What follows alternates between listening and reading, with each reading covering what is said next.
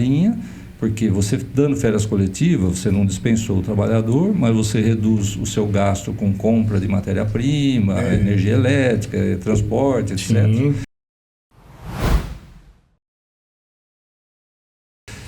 Só calçado, só bijuteria e tal. Então, São Carlos ela tem essa diversidade, essa qualidade, né, de ter tido esse benefício de ter indústria diversificada.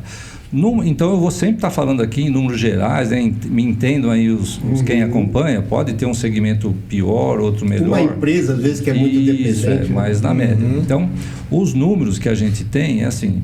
Por exemplo, os dados de emprego, né, o ano passado é um bom indicador, porque se você está contratando é porque você tem produção para fazer, você tem produção, você não deve estar vendendo no prejuízo, deve estar vendendo com lucro. Então, uma coisa vem da outra. E assim, o número de emprego da indústria do ano passado fechou com 900 e poucos, um saldo positivo entre contratações e demissões. Sempre tem demissão, né, porque a demissão muitas vezes acontece por parte do empregado, muitas vezes é uma linha de produção que você perde o cliente, tem que fechar, normal, né?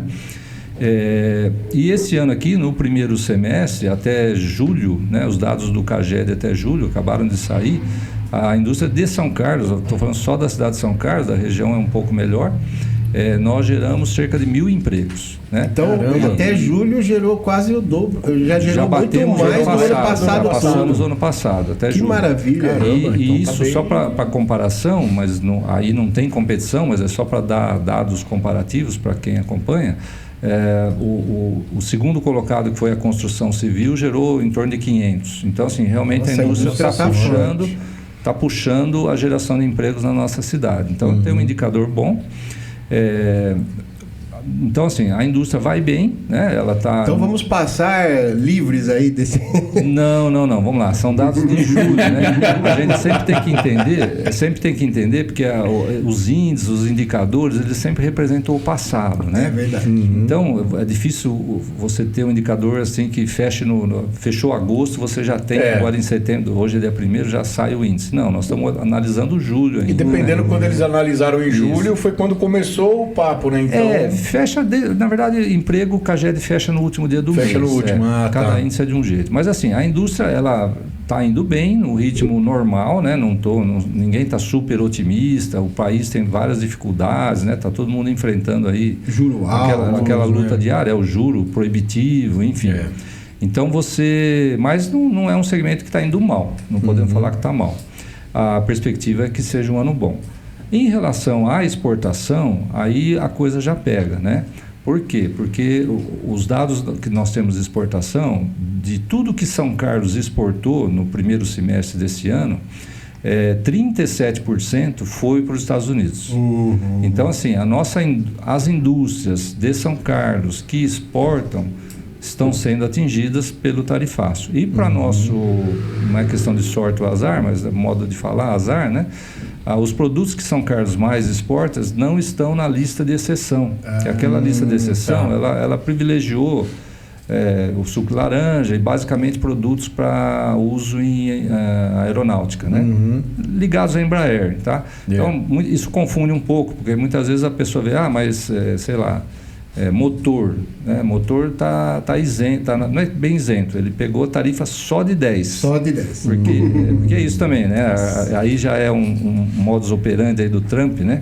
Ele coloca um bode na sala, fica cheiro ruim, depois ele tira o bode, mas bota um gambá. Sim. Então, assim, na verdade, a tarifa de importação era próximo de 0 ou 0, botou 10 ou 15 aí para o mundo inteiro, e no caso do Brasil botou 50. Aí quando ele tira de 50 para 10 o suco de laranja, todo mundo bate palma. Mas na verdade saiu de 0 para 10. Menos pior, né? Saiu de 0 para 10. Mas assim, os nossos produtos de São Carlos não estão nessa lista, estão aí sujeitos aos 50%. Então isso, a gente já teve alguns movimentos, ainda é cedo, né, para a gente sentir. Entenda que depende muito da configuração da empresa. Se a empresa está configurada só para exportação e só para os Estados Unidos, ela fecha. Sim. Agora, não, a empresa está configurada para exportar para o mundo todo, mas os Estados Unidos é um mercado importante, é o maior comprador do mundo. Claro. Ela vai sofrer, mas não morre, né? E cada um reage de um jeito. Então, é cedo ainda para analisar. O que a gente sabe é que vai ter impacto. se isso permanecer, né, se ficar por muito tempo. Cada empresa tem a sua estratégia. Por exemplo, a gente acompanhou, muitas empresas adiantaram muitos embarques até julho, até a data, né? Começou a vigorar dia 6 de agosto. Uhum. Então, muita gente antecipou o embarque e tal, correu, fez hora extra, trabalhou fim de semana e embarcou. E agora está num período de parado, né? Então, você já vê alguns anúncios de férias coletivas, isso é normal, o cara para a linha, porque você dando férias coletivas, você não dispensou o trabalhador, mas você reduz o seu gasto com compra de matéria-prima, energia elétrica, transporte, etc. Sim. E dá um mês aí, 40 dias, para ver o que vai dar, né?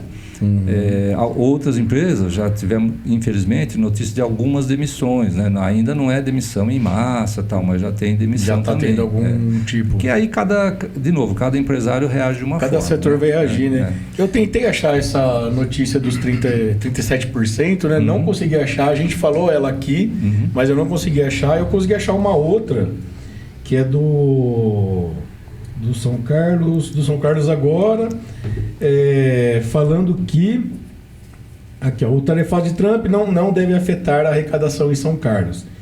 Tinha uma folha aí de 10 milhões, mais ou menos, de notas fiscais de São Carlos para lá, e que não ia fazer um estrago tão grande isso, assim. Talvez a abordagem aí é porque, assim, na verdade a exportação, de novo a gente está falando de indústria, porque Sim, você tem que considerar que existe eventualmente exportação de serviço, certo? Sim. Por exemplo, uma empresa de streaming, uma empresa de, sei lá, marketing digital, verdade. ela pode ter um cliente nos Estados Unidos e vender o serviço dela em dólar, né? Mas serviço não entrou no tarifaço, por enquanto. Então, teoricamente, não está sendo atingido. A gente só está falando de produto e de indústria. No caso de indústria, porque essa reportagem, né, o que ela deve estar querendo dizer é assim, o município ele não fica com a arrecadação da indústria, ele só arrecada ISS, que é sobre serviço. A indústria pura, ela não faz serviço, ela só faz produto, então ela não arrecada para o município. Ela arrecada para o Estado. Ela arrecada quando ela vende, tem o ICMS, o IPI, e o ICMS vai para o Estado, o IPI vai para o governo federal, e eles retornam uma porcentagem disso para a cidade. Né? Porém, a exportação ela é isenta de ICMS e de IPI. Então, por isso não afeta, na verdade, porque hoje o município não depende da receita da exportação. Podemos falar de outra forma. Infelizmente, ele não participa desse bolo aí. Né? Sim. Ele não come um pedaço Tem desse todos bolo. os subsídios para exportar sem pagar imposto. O produto exportado ele é isento de ICMS, IPI, tem uma redução de alguns impostos. Então, o município é pouco afetado nesse sentido. Não vai mexer com a arrecadação dele. Sim. Mexe no sentido, mas mexe indiretamente, só tentando complementar a notícia, né? Então a notícia está certa, né? No princípio, Sim, lógico, porém, não li a notícia inteira. Porém, você num segundo momento, num terceiro momento, se causar desemprego, as fábricas vão repensar investimento, então param de ampliar e tal, de contratar serviço no município, aí o município é afetado, porque aí é uma cadeia, né? Marcos, o governo federal lançou o programa Brasil Soberano. Isso tem chegado nas empresas? Você tem notícia?